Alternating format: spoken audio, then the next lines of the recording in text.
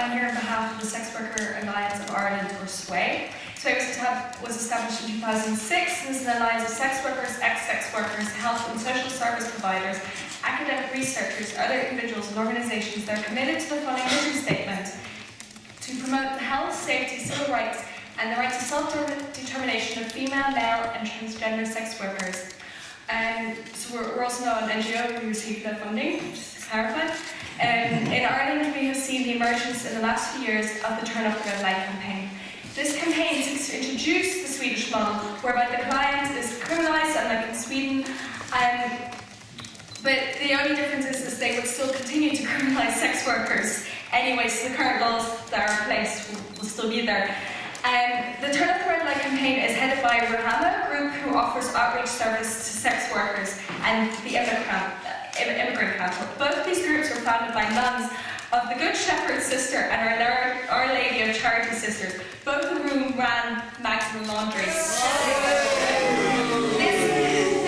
This campaign for the Swedish model is an ideological-driven campaign by conservative Catholics and radical feminists, as the Immigrant Council is now directed by self-described radical feminists.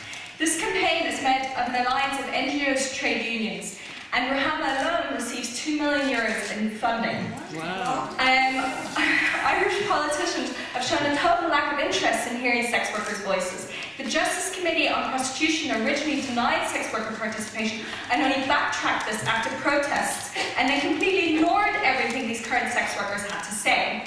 The very people who have to live with this law. Many of the politicians in this committee actually already supported the Turn Off the Red Light campaign, so it wasn't very neutral hearing either. And Patrick McLaughlin, a TD, blocked sex workers from contacting him on Twitter. The Turn Off the Red Light campaign has completely bullied politicians into submission. This can also be seen by the reluctance to look at other legal frameworks for sex work, such as New Zealand, and a lack of understanding of the issues by referencing to Germany, where I've worked myself, and which is not an ideal model. The Turn Off the Red Light campaign, like I've said, is an alliance of NGOs, trade unions and other organisations. NGOs have often felt forced to join, as some of them are funded by Atlantic Philanthropies, which is run by a conservative Catholic.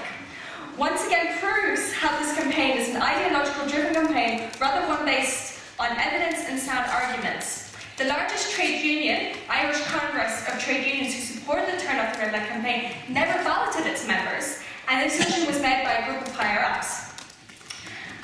Some of the anti-racist groups have expressed doubts and concerns on the Swedish model. For example, Migrant Rights Centre in Ireland have also withdrawn their support, which is good, which is great. And the Anti-Racism Network, a migrant-led and grassroots group, believe the campaign will have a negative impact on migrants if this model is implemented. Both these groups deal with trafficking victims on a regular basis.